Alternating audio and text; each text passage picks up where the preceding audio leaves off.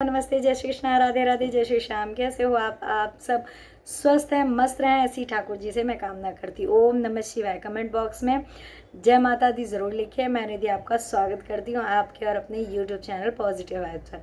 कैसे हो आप लोग? आपको कुछ ऐसी रोचक जानकारियाँ देने वाली हूँ जिनसे आपकी लाइफ थोड़ी सी आसान होने वाली है। आप टिल एंड तक ये वीडियो ज़रूर देखते रहिए।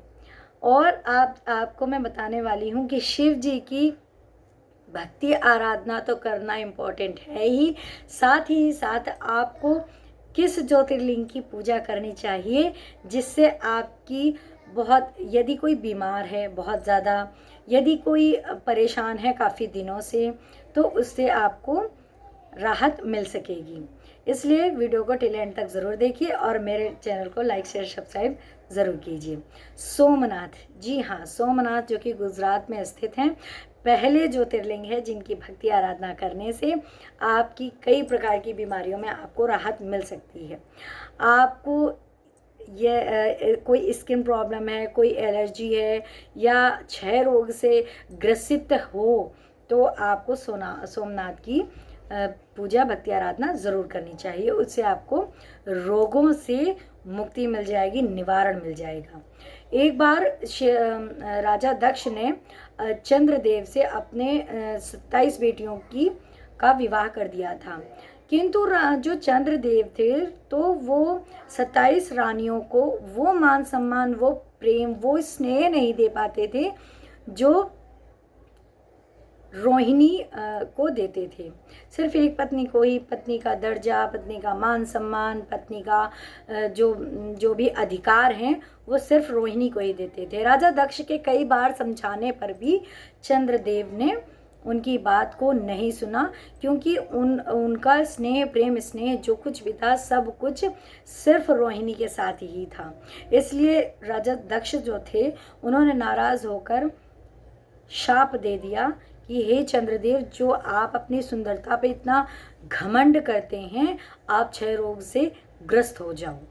ऐसा शाप देते ही चंद्रदेव क्षय रोग से ग्रसित हो गए। फिर जब इंद्र आदि देव ने इस समस्या को देखा तो बहुत परेशान हुए और सभी देवतागण आपस में मिलकर ब्रह्मा जी के पास गए और उनसे सारी जो बात थी उनसे कही और इस समस्या का निवारण पूछा कि अब इस समस्या से हमें कैसे निकलना चाहिए। तो ब्रह्मा जी ने चंद्रदेव को प्रकाशित जगह पर, जहाँ पर सूर्य का बहुत अच्छा सा प्रकाश हो रहा हो, देखिए सूर्य का उजाला जो होता है बहुत एनर्जेटिक होता है, बहुत पॉजिटिविटी अपने साथ लाता है। इसलिए रोगी हो या कोई, घर में भी सूर्य का प्रकाश जरूर आना चाहिए। आप जब अपना घर बनवाते हैं तो उसमें कहीं ना कहीं ऐसी जगह ज़रूर रखिए जहाँ से सूर्य का प्रकाश आता रहे, है ना। फिर चंद्रदेव ने सूर्य मतलब प्रकाशित जगह पर खड़े होकर ब्रह्मा जी ने उन्हें आदेश दिया कि आप महामृत्युंजय का जाप कीजिए और शिव जी को प्रसन्न कीजिए। निश्चित रूप से आप इस रोग से छुटकारा पा सकते हैं। फिर चंद्रदेव ने बहुत स्तुति की, शिव जी की बहुत पूजा की, बहुत आराधना की। तो शिव जी ने प्रसन्न होकर उनसे, चंद्रदेव से वरदान मांगने को कहा। फिर चंद्रदेव ने कहा कि यदि आप कोई वरदान मांगना चाहते हैं तो आप उसको मांग सकते हैं और मैं बहुत आपकी पूजा से प्रसन्न हूँ और आपको वरदान देना चाहता हूँ। फिर उन्होंने वरदान मांगा कि हे प्रभु, आप मेरी इस परेशानी को समाप्त कर दीजिए, मुझे इस क्षय रोग से मुक्ति दिला दीजिए। शिव जी ने प्रसन्न होकर तथास्तु कहा और उनकी, चंद्रदेव की ऐसी भक्ति आराधना यश को बढ़ाने के लिए, उनकी भक्ति से प्रसन्न थे, इसलिए उनके यश को बढ़ाने के लिए उन्होंने सोमनाथ के ज्योतिर्लिंग के रूप में परिणत हो गए, ज्योतिर्लिंग के रूप में स्थापित हो गए, जो कि सोमनाथ जी हैं। सोमनाथ जी की पूजा करने से आपको सभी प्रकार के रोगों का नाश हो जाता है।